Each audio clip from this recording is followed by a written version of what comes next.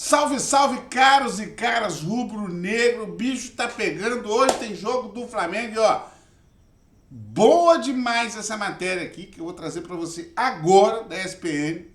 Muitos bastidores do Flamengo, tem notícia explosiva que nós vamos acompanhar junto a partir de agora, mas antes eu queria saber de você o seu placar do jogo Flamengo e Grêmio. O meu placar é de 2-0, eu sou Emer Show, sou do Espírito Santo. Aqui é maioria rubro-negro. E o meu placar é 2-0. Comenta aqui de onde você é e dá o seu placar do jogo. E bora, já mete o dedo no like. Se não tiver inscrito no canal do seu parceiro aqui, se inscreve, que aí todo dia eu venho aqui e deixo você a par de tudo que tá rolando no Flamengo. Se inscreve no canal, ativa o sino. Beleza? Fechou? Tamo junto? E ó, vamos acompanhar juntinho aqui nós dois aqui, essa matéria? Vem comigo então. Deixa o seu placar, hein? Simbora. Sem Luizito no jogo contra o Flamengo? Bom, Até onde eu sei, o Grêmio ainda paga o salário dele. Ele ainda é atleta do Flamengo. Não, do Grêmio. Do Grêmio, perdão. Sob contrato. Tá sob contrato, né? Tá lá ainda. Por que não jogar? Dores no joelho, seria a desculpa perfeita. Mas a informação que eu tenho, eu falei ontem aqui, que ele deve jogar essa partida. Deve sair do Grêmio, mas deve jogar essa partida. Tem que jogar. Ora. ontem o Djalminha no resenha da rodada falou um negócio que eu fiquei pensativo. Tem medo de Luizito Soares, não, Se rapaz. você trabalhasse no Grêmio e sentisse essa pressão que ele tá fazendo, porque querendo ou não, é uma novela que tá perdurando por muito tempo aí, se ele vai ou não para os Estados Unidos. Você ia querer contar com um cara que não tá com a cabeça num jogo tão importante quanto Flamengo e Grêmio? Apesar de ser o Soares. Mas é engraçado, essa história já não vem há algum tempo? Já. Vem, não vem? Ele tem demonstrado, quando ele atua, ele tem demonstrado que tá com a cabeça em outro lugar? Mas o que virou, o que escalou essa história do final da semana passada pra cá, com duas entrevistas do Renato, eu acho que... Bastante. E as informações, até os colegas que acompanham o dia a Vai dia do crescendo, Grêmio, né? trazendo o que tem sido o vestiário do Grêmio, eu acho que é uma reflexão justa que o E quando o time joga contra o Galo, bem, sem ele, são várias coisas que a gente pode pontuar Jogou bem aqui. sem ele contra o Galo. Contra o Flamengo é uma outra conversa. Sim, sim. E é mata-mata. E aí? Mas aí você paga pra ver? Então, essa é a pergunta. Eu acho que é o tal do copo. Quem não quer ter o Soares em campo num jogo desse? Agora, quem é que sabe a realidade dentro Até uma do vestiário? despedida do Soares. E acho que o Renato ele pode ter mil defesas. A gente volta e meia fala, questiona, comportamento, como rebate, como foge de alguns assuntos, o que não quer falar ou fazer. Agora, ele conhece muito mais o vestiário e o Grêmio do que o Soares. Sem dúvida. E aí eu acho que talvez esteja na mão de uma pessoa com muito conhecimento entender qual seria o ônus de ter o Soares em campo ou não. Não acho que o Renato dobraria uma aposta errada. A Perfeito. gente fica aqui para pagar para ver, pagar para entender. Acho que o Renato sabe até onde dá para esticar essa corda. E o Renato começa a esticar essa corda. A postura muda. A diretoria não fala, o Soares não fala. As informações, elas O são Renato desencontradas. mostra uma O Renato Tá incomodado. é quase que o porta-voz. O Renato é quase que o porta-voz. Ele esclarece o assunto. Isso aí que está saindo tem sim. Essa novela precisa acabar até o dia 2 sim. Se não acabar por lá, quem vai acabar com a novela aqui sou eu. E aí no time, Perfeito. como quem é. Eu vou resolver se vai jogar ou não. E eu vou utilizar, e o Renato fala em outras palavras, que eu vou utilizar quando ele estiver aqui, quando ele estiver com a cabeça aqui. Então acho que o Renato talvez nos dê melhor essa resposta, se dá ou não para contar com ele. Mas a reflexão que o Djalma traz, e aí junto com o que o Bubu trazia aqui ontem, acho que minimamente deve ter alguma condição de você utilizá-lo. Porque também não é que esse time vai girar na mesma rotação sem o Soares. Não gira. Ganho de Então, é qualidade diferente, fora né? da curva. E não é uma contratação que não demonstrou nada. Desde Pelo contrário. Pelo contrário. Ó. Não é? Pelo contrário. Por isso que a gente está tendo esse debate aqui para um jogo tão importante. Se ele não tivesse atuado tinha da despachado. forma que a gente esperava, ele já estava lá. O Grêmio não ia fazer essa Soares força. é perfil dele. Questão ser uruguaio, mas muito dele. Ele é muito competitivo. Ele é um cara vitorioso, ele não gosta de perder. Quando ele joga, ele entra e não brinca. Entendeu? Isso em qualquer lance. Eu lembro, eu comentei um jogo da Premier League, o que ele cava pênalti, o que ele reclama com o juiz, o que ele enxuga. Assim, ele não gosta de perder uma jogada. Aquele cara é ultra competitivo. Então, todo mundo tem certeza, e o Renato sabe disso. Ele jogando, ele vai jogar o máximo. Ainda se for mesmo a despedida dele, como parece que vai ser, para se despedir, para sair por cima, para mostrar, olha, entreguei legal, não sei o que e tal. Ele tem conhecimento do tamanho do adversário, da rivalidade que tem, né, da importância que ele tem para esse jogo. É só ele ligar, falar para o Renato, vou para o jogo, ele vai para o jogo. Algumas vezes, eles têm um bom contato. O Renato, normalmente, as pessoas falam dele, taticamente não é muita coisa, tal, mas o Renato, ele conversa muito com os jogadores. Jogadores que não são do Grêmio. Para gerir esse tipo de problema, acho que talvez seja a O pessoa ideal. Soares, quando estava começando a negociar com o Grêmio, o Renato foi falar com ele. Pô, vem pra cá, convenceu, seduziu, que nem ele fez com o Diego Tardelli, com tantos jogadores, entendeu? Então o Renato tem uma relação muito franca, muito próxima, parceira dos jogadores.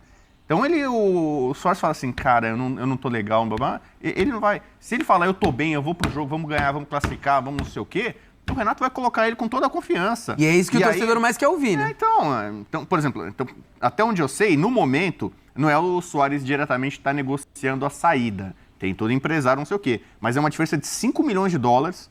O Grêmio quer tipo 20 milhões de dólares para liberar o Soares e já chegaram na casa de 15 milhões. Então ainda tem algumas arestas ali. E aí tem esse jogo ultra importante, né, que o Grêmio precisa fazer o resultado, né, contra um adversário que é muito qualificado, mas que não tem, acho que um jogador do tamanho do Soares, com a história. O Flamengo tem muito mais jogadores desequilibrantes do que o Grêmio. Mas o Grêmio tem um jogador que tem uma história europeia de sucesso. Digamos que o maior jogador em campo amanhã seria o Soares. O Soares. É isso. E ele pode fazer a diferença. Lances que ele fez aqui que não foram gols, bola na trave, chute do meio campo que não entrou. Coisa que você fala, cara, ele é muito acima da média aqui. Ele é muito acima. Do jeito que ele tá, veterano, com o joelho todo baleado, não sei o quê. O que ele tem feito, entendeu? Então, para um jogo, ele pode desequilibrar, pode dar confronto. E o Soares, o Renato pode ser tudo, mas o Renato não é burro. Ele tem uma arma dessa na mão, para um jogo como esse, sabendo do poderio do adversário. Preparando para encarar o Grêmio amanhã no jogo de ida da semifinal da Copa do Brasil, a reportagem da Alcilene Brito. Fala, Alci. O rubro-negro já está se preparando para mais um desafio. Jogadores começaram a treinar ontem. E quem está próximo de retornar ao elenco é Mateuzinho. O atleta já fez exercícios com o restante do grupo e vive a expectativa de ser relacionado para o duelo contra o Grêmio. Já Eric Pulgar segue sendo desfalque, cuidando da lesão da coxa direita. A equipe ainda tem um treino hoje, antes de viajar para Porto Alegre. A delegação embarca no final do dia para a disputa. O Flamengo vai para o 4º compromisso pela Copa do Brasil, jogando fora de casa. Até agora, o time tem uma vitória, um empate e uma derrota como visitante. E vai com força máxima para lutar por uma das vagas para a grande final. No jogo de volta, o Flamengo terá casa cheia. Mais de 40 mil ingressos já foram vendidos em menos de 24 horas na abertura das vendas.